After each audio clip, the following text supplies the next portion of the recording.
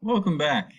Let us continue our discussion on stoichiometry by exploring an idea that we kind of left off with last time.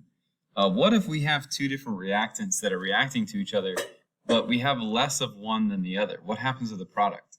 How much product do we form if one of them is defining how much product is being made based on quantity?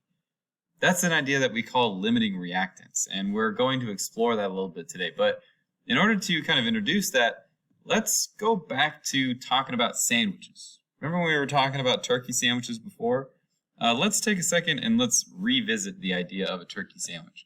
Remember, if you recall, that our recipe for a turkey sandwich was 2 pieces of bread, that's not a plus sign, 3 slices of turkey, and that's how we make 1 sandwich.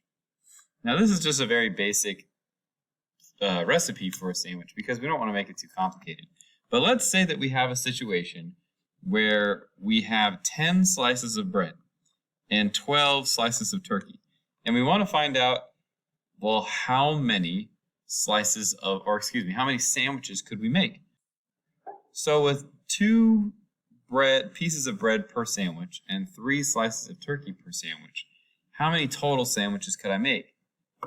Well, this might be pretty obvious, right? Like, we are shackled by the amount that we have. Whichever one we run out of first, that's the one that defines how many sandwiches we can make. And you might be quick to say, oh, well, we can make 5 sandwiches, right? Because 10 is a smaller number.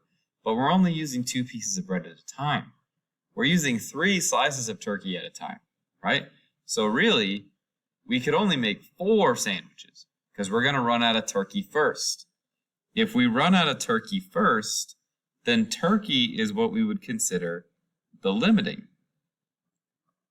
It is what's limiting our recipe or reaction because it runs out first. Now, say for example, I want to know something about the excess, right? So the bread is going to be an excess. And I want to find out how many slices of bread are even needed in order to, or how many bread in excess I'll have after making as many sandwiches as I can, right? So this is an idea where we can calculate based on the excess. So I know that I have 12 slices of turkey. Let's start by figuring out how many slices of bread are needed to use up all of that turkey. So I'm going to convert using the balanced chemical equation, just like I saw last time. And that tells me that I need 8 slices of bread in order to spend all 12 slices of turkey. But how many slices of bread do I have? Well, I have 10.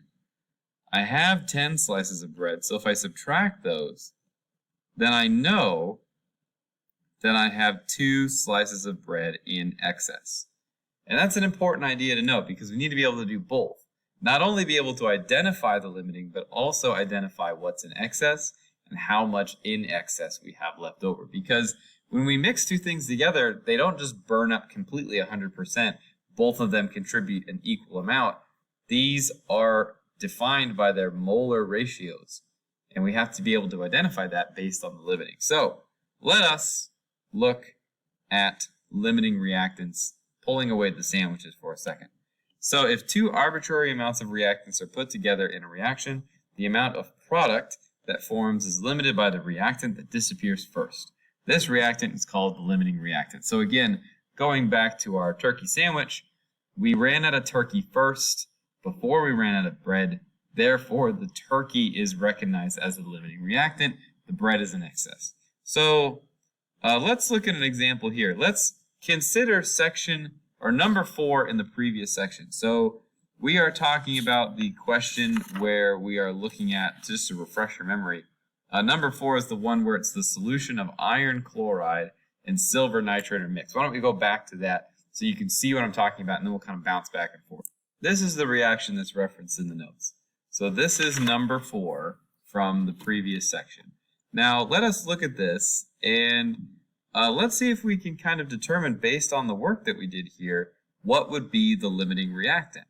So we know that we have this chemical reaction here, right? The iron chloride works with the silver nitrate, and it forms a product.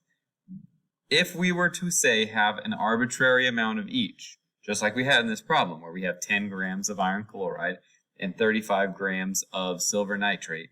Which one of them is burning out first? Or in other words, which one of them is producing less product?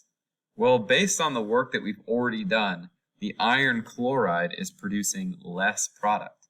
Therefore, it has a smaller amount of possible product it can even make. It can't make as much as the silver can. And you might think to yourself, well, yeah, because we have less of it. But that has nothing to do with this because we go into moles, right? The moles allow us to kind of equalize that idea. So, the fact that we are making less product out of the iron chloride means that iron chloride would be considered the limiting reactant. And if iron chloride is the limiting reactant, then naturally the silver nitrate must be in excess. Now, how many grams of precipitate will form? Remember, we have two possibilities here. We can say that we could either form 26.5 grams of silver chloride or 29.9 grams of silver chloride based on which product we're looking at or reactant we're looking at. But again, the number of product formed is shackled to the limiting reactant. So the limiting determines how much product is formed. Therefore, it has to be this. We can't make any other amount. The amount of precipitate that will form has to be that 26.5 grams. It can't be anything else. Now, how many grams of the reactant present in excess, which we know what the reactant present in excess is. So let's kind of change the wording there. How many grams of AgNO3 will remain after the reaction is complete? So in order to do this, this is very similar to when we were trying to figure out our bread in excess. We need to start by finding out how many grams of iron chloride we can use to get grams of silver nitrate. So we're going to start with grams of iron chloride. We are going to set up our conversion. We're going from grams of iron chloride into grams of silver nitrate. So we're going to FeCl3. We have a molar mass of 162 grams of iron chloride. Now we're going to use that good old stoichiometric relationship. This is based on the balanced chemical equation. AgNO3, this is iron chloride. And then finally we're going to get into grams of iron chloride by using molar mass. 170 grams of, or excuse me, not grams of iron chloride, but grams of silver nitrate. And again, what I'm trying to do here, just to reiterate, is I'm trying to find out how much silver nitrate is needed or is used when I complete this reaction. So what this tells me is that this reaction with 10 grams of iron chloride will use up 31.2 grams of silver nitrate. But how much silver nitrate do I actually have? This isn't the answer. This is just step one. I actually have 35.5 grams of silver nitrate. So how much do I have left over? If I started with 35.5 grams, and I have used up 31.2 in this reaction, then that means I would have 4.3 grams of silver nitrate in excess. Right? And that's how we do limiting reactants. So you might think to yourself, well, okay, how do I determine the limiting reactant in any other situation, right? So when I don't have a preconceived equation from before. Let's look at a fresh example and then kind of go from there. Consider the reaction for the combustion of liquid butene, which is C4H8. Let's first start by writing a balanced equation. I'm going to pause, and I'm going to let you write a balanced equation, and then come on back. Okay, hopefully this is what you got. Let us look at the problem going forward now. So we're going to be given two arbitrary values. Suppose that 13 grams of butene and 30 grams of oxygen were mixed and allowed to react.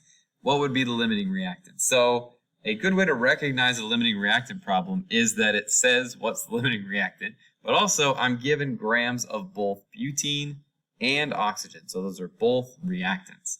Now, be careful. Don't just assume, oh, I have less of the butene. So that means that must be the limiting.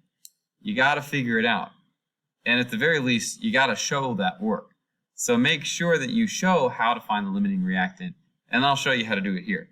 An easy way to do this is to get them both into moles, right? This is very similar to how we did like empirical formula. I'm going to start by taking both of these things, and I'm going to get them into moles. So I'm going to get it set up, and then I want you to go ahead and knock it down. So 56.1 grams of C4H8. All I'm doing is setting up C4H8 in order to get it into moles. You go ahead and calculate that and calculate moles of O2 because that's easy, right? You just take the grams given and divide by molar mass of O2, which is 32. Come on back when you're done. All right, so this is what I got. I'm going to do like I know how, where I'm going to kind of figure out a ratio between the two.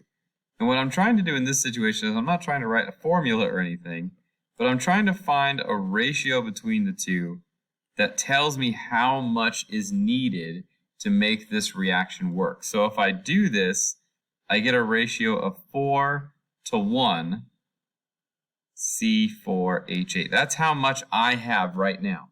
I currently have 4 oxygens for every 1 butene. That's what this ratio tells me. I have 4 oxygens for 1 butene. Now if I look at the balanced chemical equation, do I have enough? Based on the balanced chemical equation, I need 6 oxygens to make this reaction work. I only have 4. That's what my ratio tells me. So if I only have 4, but I need 6, then oxygen is the limiting reactant. So O2 is the limiting reactant. Sometimes we abbreviate limiting reactant with LR. So O2 is the limiting reactant because we need more than we have. This is what we have. And the balanced chemical equation is what we need. So therefore, O2 must be limiting. Now, we know what the limiting is, so we can kind of go forward from there. And you might say to yourself, well, what happens if we had more O2 than what we needed? Like say, let's pretend that I had 8 O2 for every 1 C4H8. In that situation, if I have more than what I need, then the other thing is the limiting. In that situation, butene would be the limiting. So let's keep going now that we know that oxygen is the limiting. If we ask ourselves how many grams of water vapor would form from this equation, now that I know oxygen is the limiting, I don't have to do anything else except work with oxygen. So I'm going to start straight from grams of oxygen, and I'm just going to convert into moles of water. I actually technically already did this step before when I did the moles of oxygen, but I'm just kind of doing it again for some reason because I'm a ding-dong. And now I use the balanced chemical equation to go from moles of oxygen into moles of water. And then I use the molar mass of water to get out of moles and in to grams. And if I do this, I get about 11.2 grams of H2O. So how much of the reactant in excess should remain after it completes? So we already know what the reactant in excess is. We know that it's butene. So let's just reword it just to not confuse ourselves. How much butene remains after the reaction is complete? Again, we have to go through that process where we start with the amount of oxygen, and we need to find out how many grams of butene that actually produces. Or not produces, that actually uses up, right? So this is very similar to our first example. I'll go ahead and pause and I'll give you a chance to give it a shot. All right, go for it. And there we go. So again, very similar to the example that we did before. I'm first trying to find out how much butene is actually used up by those 30 grams of oxygen, because I know it's not going to be all of it, because oxygen burns out first. So I find out that it's only going to use up 8.75 grams of butene. I know based on the beginning of the problem that I had 13 grams to start with, so I subtract that value to find out that I have 4.2 grams of butene in excess. And that's pretty much all it takes to do limiting reactant. Just find what is the limiting first, and then kind of go from there. let's say that we have another example where we have solid potassium, and it's going to be placed in a solution containing 30 grams of copper chloride. Why don't you try and go all the way down to the bottom? So this D block here, this is potassium again. Try and do each step along the way. Try and find out what the limiting is. Try and find out the grams formed. Try and find out the excess. You know, just go all the way with it. This is a really great practice problem. Pause, give yourself a little time to work on it, and then come back and check with me, and we'll kind of walk through each step. Go for it. Ready? Let's go all the way through it. So, first we start with the balanced chemical equation. This is single replacement. It will occur. The potassium replaces the copper to form KCl and copper as a metal by itself. Determining limiting reactant, we get things into moles just like we talked about before. We find a ratio.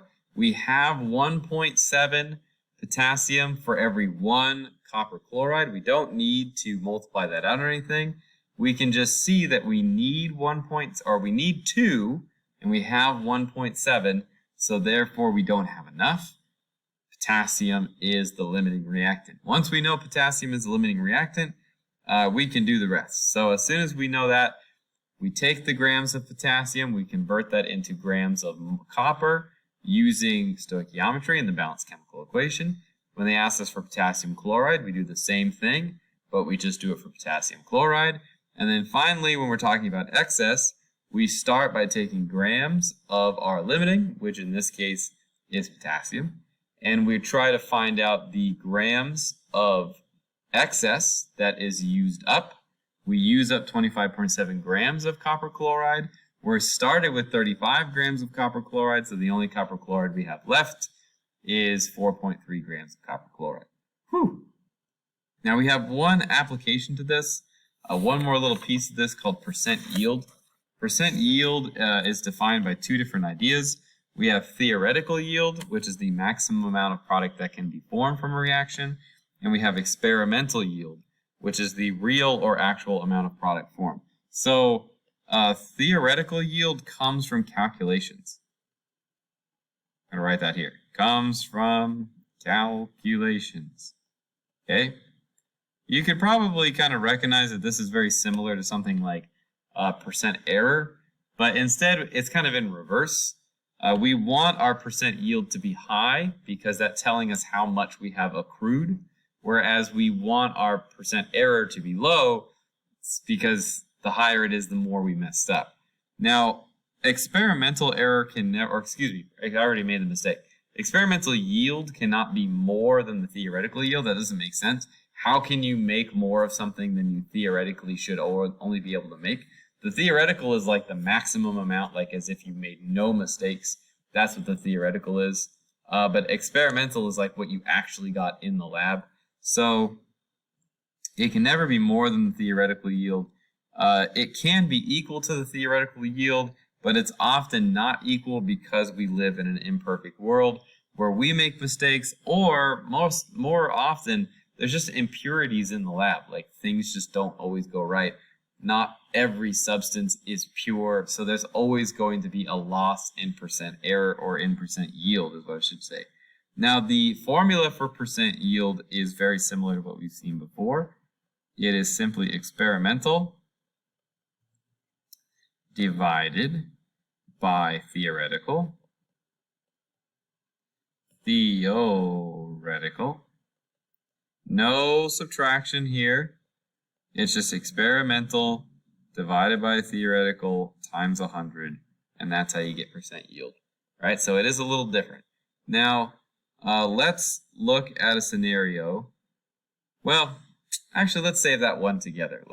We'll do the example together in class. You don't have to worry about that. Let's keep it short. So that is what that is. Okay? Percent yield. We'll practice it a little bit. In practicing percent yield, we will also be able to practice limiting reactant. So if you have any questions, make sure you formulate them before you come and see me, and we'll see you next time.